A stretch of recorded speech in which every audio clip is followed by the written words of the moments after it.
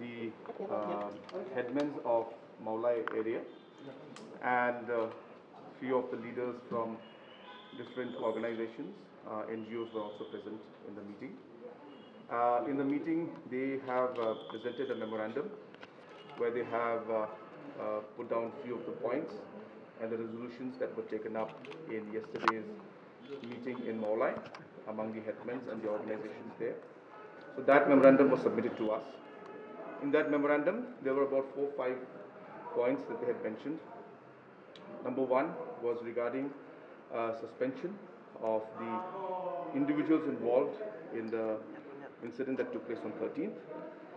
Number two, regarding the deployment of central forces. Number three, regarding the internet services and the curfew that is on. And number four, regarding shifting of the CRPF camp that is there, temporary, which was supposed to be temporary out there. All these aspects, many of the members spoke in detail and they expressed their concerns.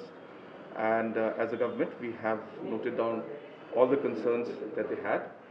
We have informed them that the curfew has already been lifted for a few hours, and as we observe the situation, we will further relax it.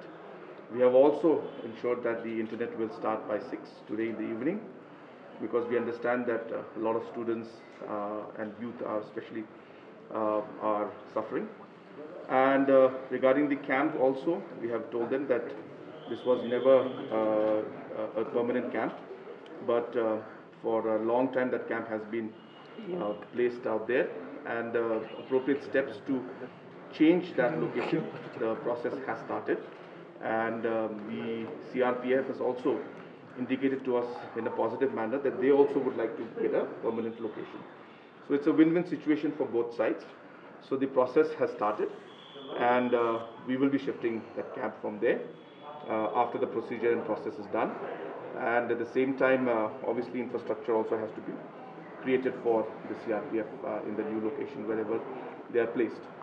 Regarding the issue of action against the individuals who were involved, we have informed all the members that a judicial inquiry has been set up, and this judicial inquiry will look into all the details of this particular incident that took place on 13th.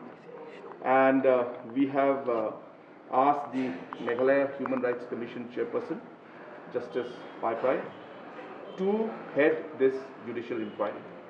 So therefore, him being the chairman of the Meghalaya Human Rights Commission and also being the chairperson of this inquiry committee, it will be serving both the purposes from the human rights aspect, and also ensuring that this judicial inquiry is given complete freedom and independence and full power to look into all aspects of this particular case. And based on that, we have also mentioned and informed all the members that only once the reports come into us, only when we find out the details, only then will it be able to identify who is responsible for what action, and only then will it be possible for us to take action in terms of suspension or any other kind of extreme order or action that has to be taken, and that the government is committed to doing that. But once the judicial inquiry report comes in giving us all details of the case. Apart from that, they also mentioned about different actions being taken, so we will look into that aspect. We told them that the government will examine all options and the government will take a call. So we have asked them to leave that to the wisdom of the government. But as I said, that the judicial inquiry has been set up, and we are confident that very soon the report will come, and based on that report we will take necessary action.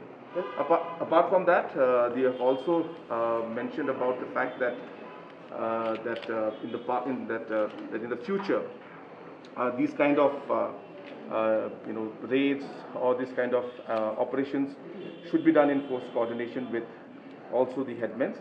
So we have informed all of them that yes, accordingly, appropriate procedures will always be followed, and in the future also we will ensure that more steps are taken in order to take people into confidence in such cases in the future also.